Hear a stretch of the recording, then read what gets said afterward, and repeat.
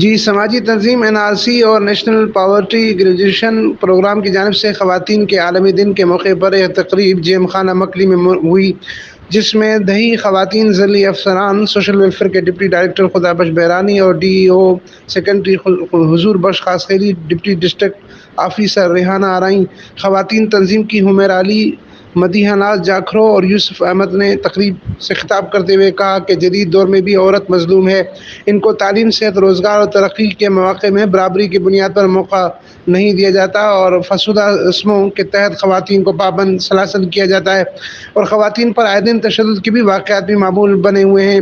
رہنماؤں نے اس بات پر زور دیا کہ خواتین کو آزادی اور خود مختاری دی جائے اور برابری کی بنیاد پر انہیں ترقی کے موقعوں میں شریک کیا جائے اور خواتین کے حقوق کا بھی تحفظ کیا جائے۔ امین فاروقی، فارسٹو نیوز، ٹھٹہ، سندھ۔